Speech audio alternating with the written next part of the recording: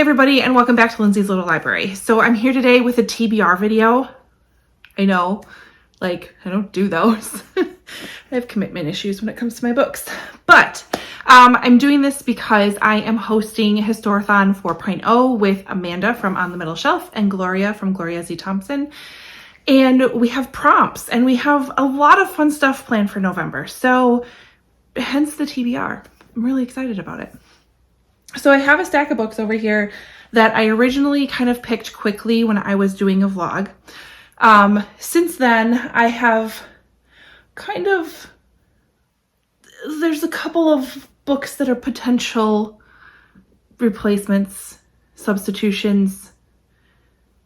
I'm not sure.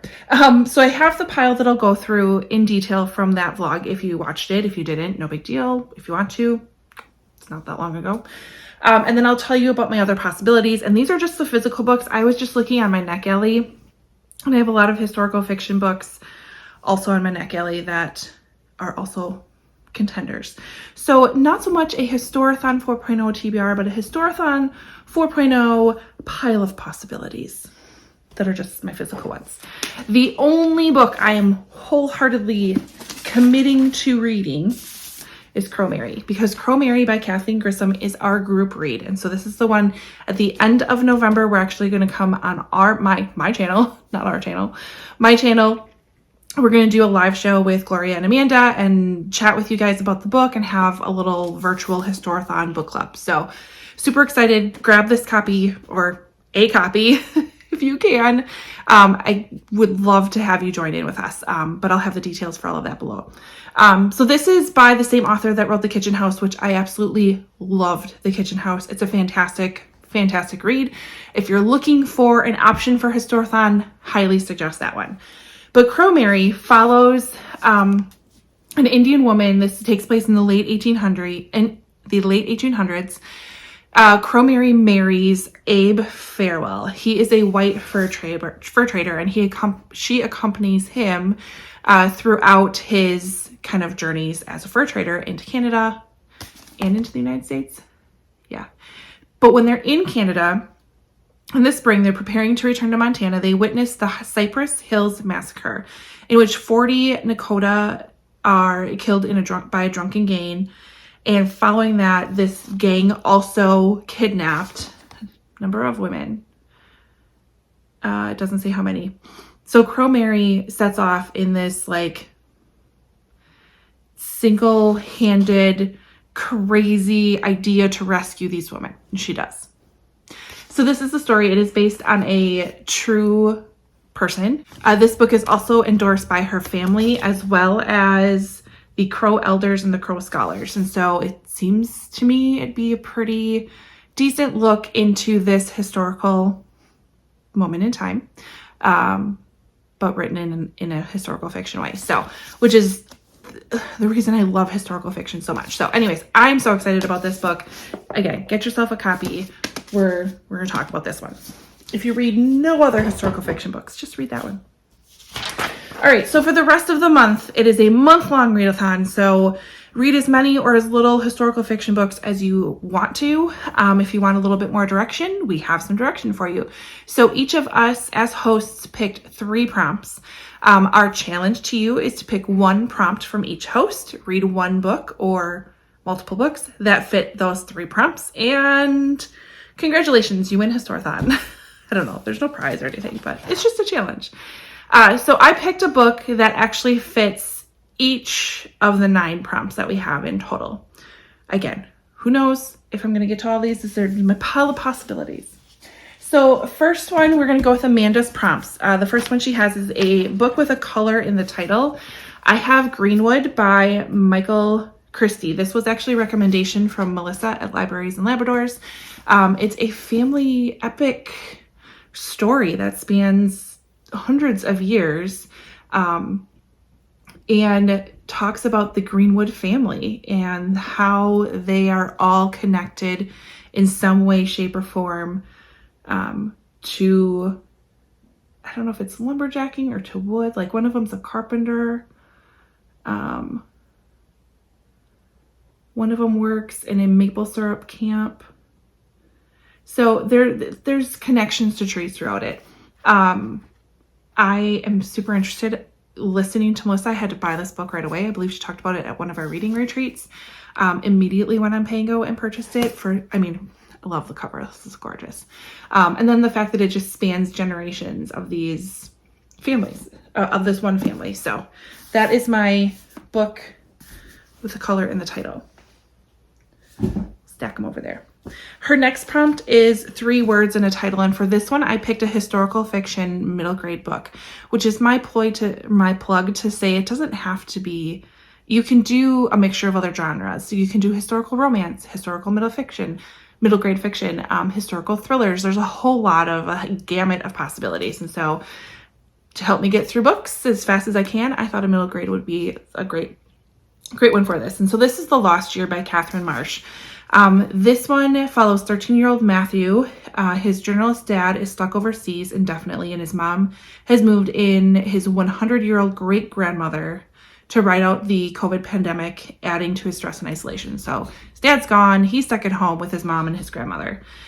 But when Matthew finds a tattered black and white photo of his great-grandmother's belongings, he discovers a clue to a hidden chapter of her past, one that will lead to life-shattering family secret.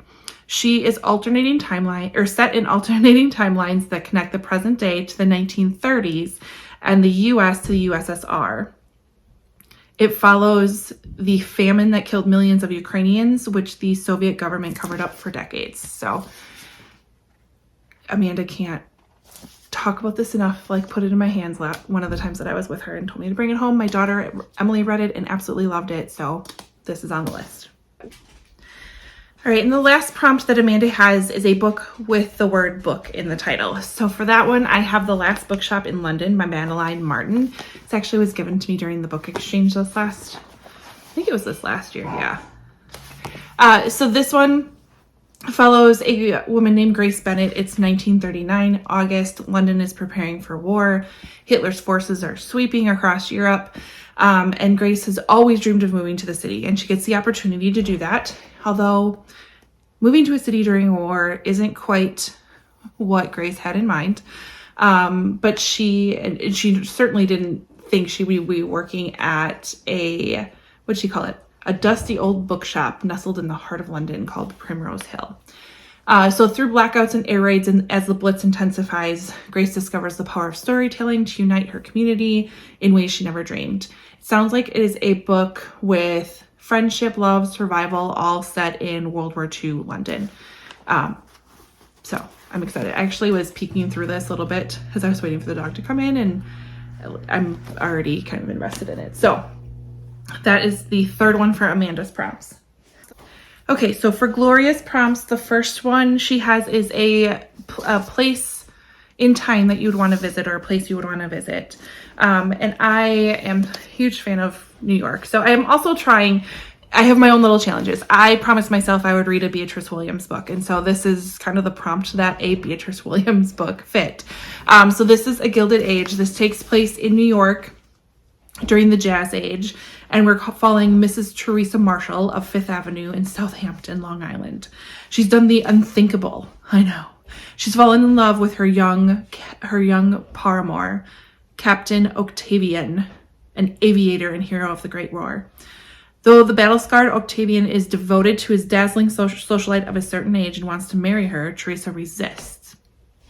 The old world is crumbling, but divorce for a woman of Teresa's wealth and social standing remains a high-stake affair. And there's no need. She shares a gentle understanding with Silvo, the well-bred philanderer to whom she's already married. So it just sounds scandalous. We're going to give it a whirl. Another prompt for Gloria is a 5-star prediction. This is another book that came up a couple of times. It came up during a reading retreat. It was suggested to me, and it was also talked about. I have a local Facebook group that I'm a part of that it was talked about. So it's A Cup of Dust by Susie Finkbeiner. I kind of went with something a little bit lesser known, I guess, for this one. We have 10-year-old Pearl. She doesn't understand a lot why her sister's brain doesn't work right, so she must have some sort of something. Why the preacher yells so much, why Jesus and the president seem to have forgotten all about Oklahoma. But she does know who she is. She's the daughter of the esteemed town sheriff, generous and always ready to help in a crisis. The Spences bring hope to this desolate town, and Pearl is proud of her family. She knows who she is, she knows she's loved, and even in unrelenting hardships, life feels secure. Not even the dust that sweeps across the Red River can quench her hopes and dreams. This takes place, again, during kind of that Dust Bowl period. Someone who said if you liked The Four Winds by Kristen Hanna, you would like this book. And we have a little bit of a mystery. We have a hobo that steps off a train and stares at her with cold blue eyes, and knows who she is. How does he seem to be everywhere that she is and know more about her than he should? So there's a bit of a mystery to it, but I've been told it's fantastic. So we're gonna go with it. I don't know.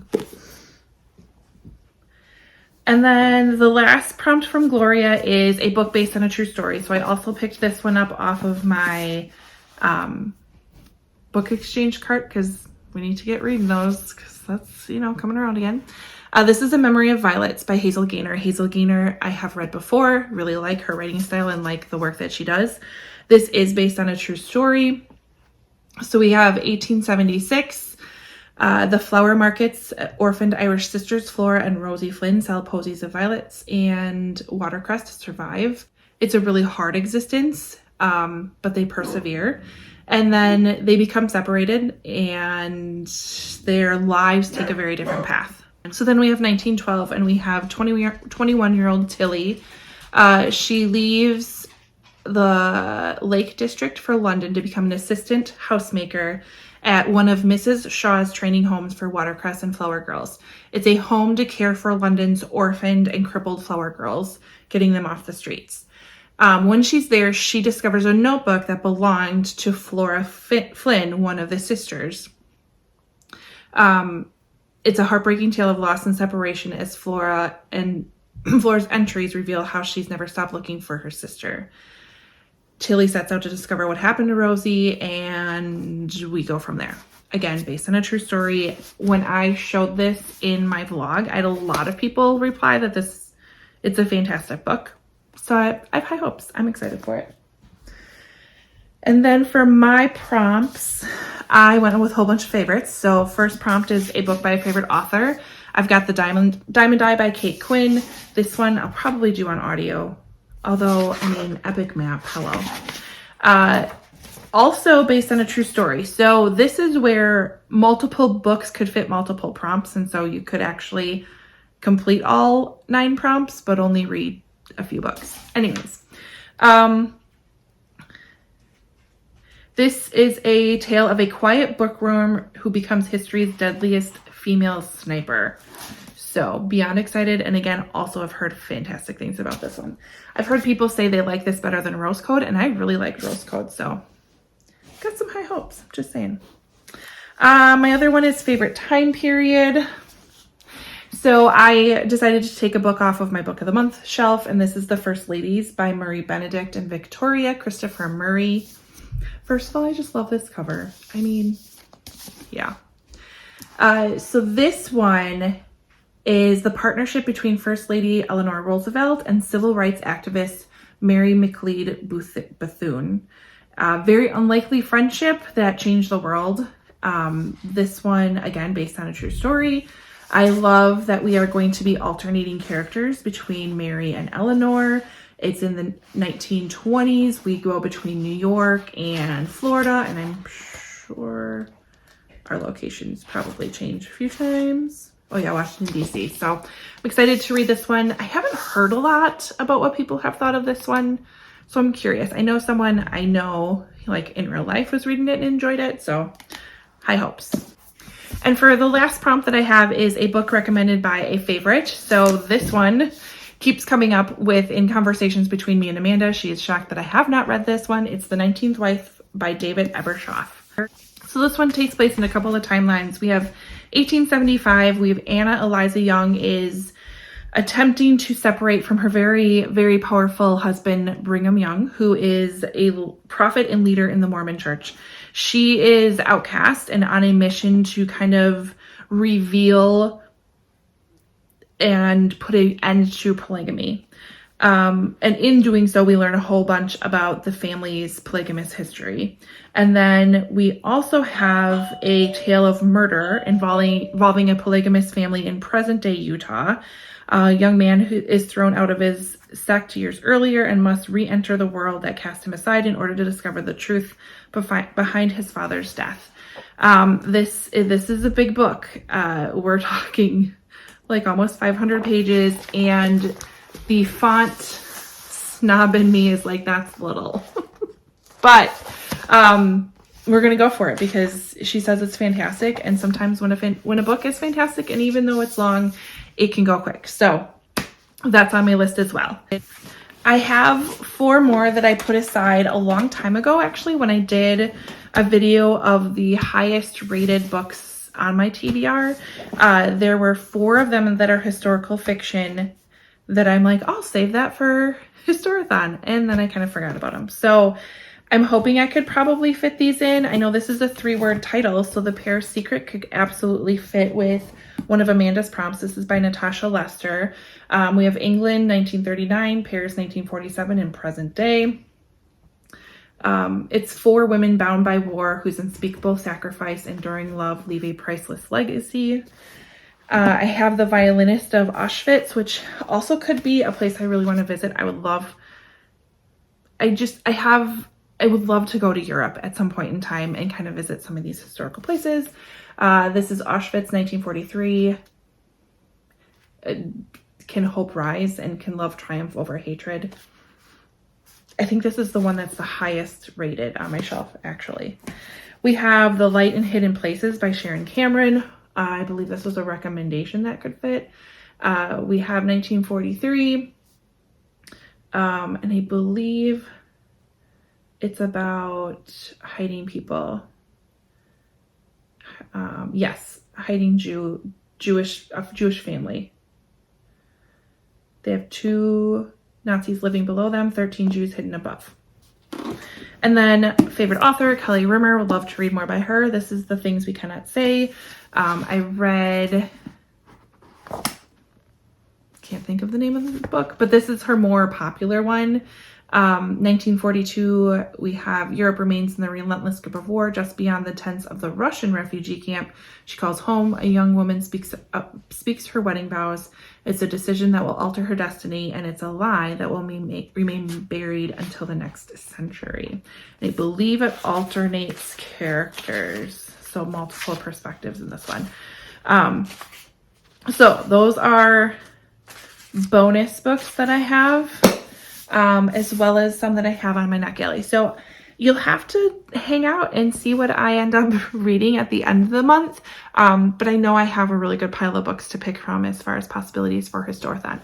So if you've read any of these and you have any recommendations on which one I should start with or go with or lean towards, leave those comments below. If you plan on participating in Historathon, leave me a link or a comment below or a like below. That'd be great too. I just would love to see who's all joining in on the historical fiction train with me. So that's about all I have for this round. Again, like, comment, subscribe, and all that fun stuff. And I will see you next time. Bye.